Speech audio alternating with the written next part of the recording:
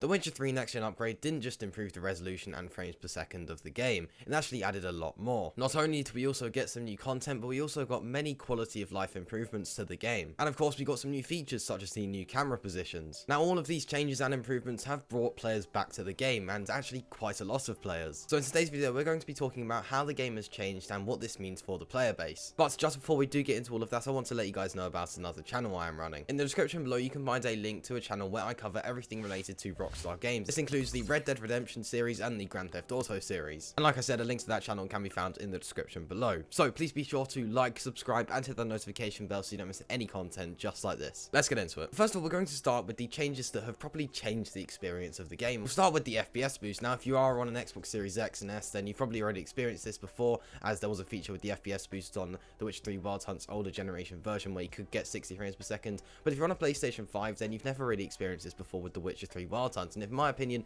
it makes it feel so different. It makes it just feel so much better. The game overall just feels way more smooth, and it just feels like a completely different experience. Now, there is the other graphics modes where you do get 30 frames per second and slightly better graphics with ray tracing, but personally I think it's worth going for that 60 frames per second, as the graphics still look very good, and you are getting 60 frames per second, which is an amazing experience. And of course, we've got the faster loading times. This can make a massive difference. If you choose to fast travel from point A to point B, you'll be there instantly. And this can really affect how you play the game. There might be a location that's not that far away. If you're on an older console, you might think, well, I'll just walk over there, since if I was to use a fast travel post, it's going to take just the same amount of time to load over there instead of just walking over there. Whereas now, you can literally get across the map, across the entire world of Witcher 3 in just literally a second. And yeah, this can really change the way you play The Witcher 3 Wild Hunt and how you utilize those fast travel posts. And of course, we're going to get onto one of the biggest changes, I think, which changes the gameplay quite drastically, and that is the new camera positions. There are 3 different scenarios where your camera position can be modified. You are able to choose between a close camera or a default camera, which is just what we saw before in the older generation consoles, and you can choose this for when you are exploring the world,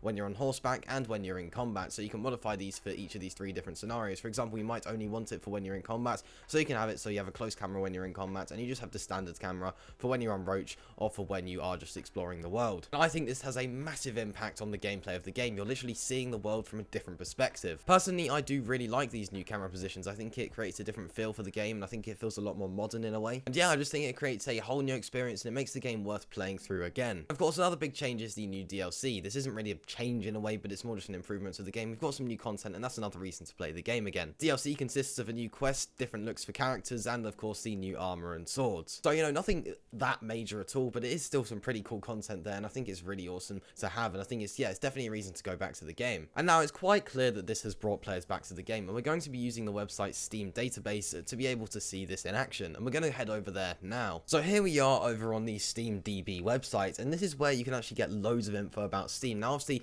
you do need to bear in mind this is only telling us about Steam and no other platform. It's not going to tell us about PlayStation, Xbox, or of course there are other launchers such as the GOG launcher on PC, which it won't, it's not going to tell us the player base for that, since this is just solely focused on Steam. Now as you can see here, we've got the most played games. Over here we've got the trending games, down here we've got popular releases, and then over here obviously we've got some hot releases, and these are some of the smaller games that are just sort of uprising a bit and taking a bit of surprise. But over here we've got sort of trending games as well. Now something you're going to see in the most played games and the trending games is The Witcher 3 Wild Hunt right here. Of course, we've got the updated artwork there for the next generation version. But The Witcher 3 is something you would literally never really see here before. Now, of course, when it did first release back on Steam, it was up there. It was one of the most played games on Steam. But it hadn't really been that whole time. You wouldn't expect it, of course. It's a single-player story game. You don't really get single-player story games over here. Obviously, you can see all of these other games, for example, CSGO, Dota 2, PUBG, Apex Legends. A lot of these are actually free.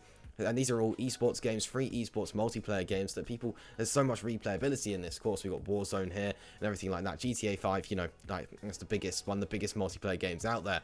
And then, it's really impressive that we're actually getting The Witcher 3 Wild Hunt here. Because, all of these games here, pretty much every single game here is a multiplayer game. And The Witcher 3 is just, it's chilling in here, and it's a single player game. And it's in the trending games as well, of course. And now let's actually go over to The Witcher 3 Wild Hunt. We can get a detailed look at this. Now, if we go back to the 11th of December, you're going to notice that nothing's really happening here. There's about 16,000 and then about 34,000 players here at its peak time, which is pretty impressive, to be honest, to even be getting that before a new update does launch, for it to be 7 years old, a story game getting that amount of players. is insane. I mean, you get games like Red Dead Redemption 2 and everything like that. They don't get players like that, player counts like that, nowhere near that. And you've got to bear in mind, this is only for Steam. There's loads of other ways that people can play this. You've got the cloud, you've got the PlayStation, Xbox, Nintendo, and then of course you've got the other PC launchers, which in fact it's probably more likely there's more players probably over on GOG, as you can pick up keys for that and get it for cheaper than on Steam. But either way, there's actually an insane amount of players here even before this update does launch. Now if we go here, just continuing its usual sort of cycle there, and you're going to notice the blue line here, and the blue line is the Twitch viewers. Now just before the next generation version did launch, there was actually a Twitch stream going over, talking to some of the developers, and it was actually a really good stream. I believe you can check it out. If you want to go check it out, then I highly recommend doing so.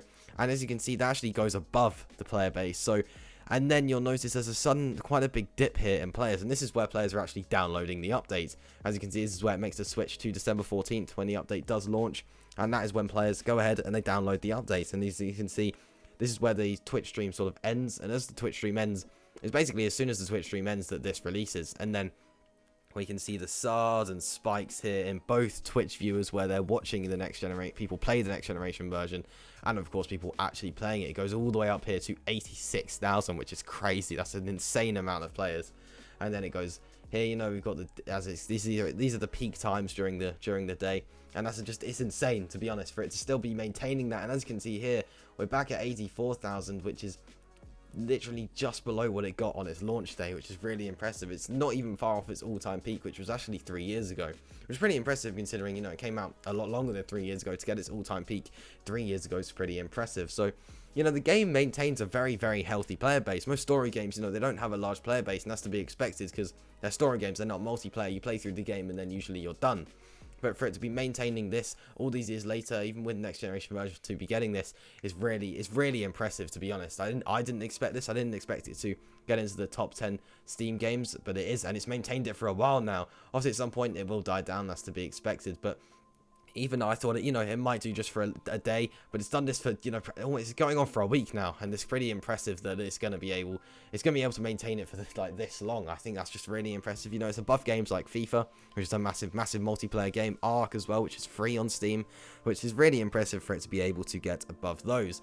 And yeah, I just thought it was interesting to look over at the Steam database and see what sort of players we can expect on the game. And like I said, remember, this is only Steam. There's so many other ways to play the game, and it's not even including those. So yeah, I just thought it was a really impressive and just an interesting thing to look at. Well, there you go. That was a look at the player base for The Witcher 3 Wild Hunt on Steam. And as you can see, it's really impressive. We're getting over 80,000 players on the game at one time, which is insane. And that's only on Steam. There's so many other ways that you can play The Witcher 3 Wild Hunt now. So it is really impressive that on Steam alone, we're getting that sort of player count. I just think that's insane. And I thought that was a really interesting thing to look at. And I will link the SteamDB website down below if you want to go and check it out for yourself. But either way, that does just about wrap up things here. We've gone through how the game's changed with the new improvements and the sort of player counts we're expecting with the game. And in a way, the game sort of revived itself. Obviously, I wouldn't say it was ever dead at all. I wouldn't say you can really class a story game as dead. I don't think you should really do that at all.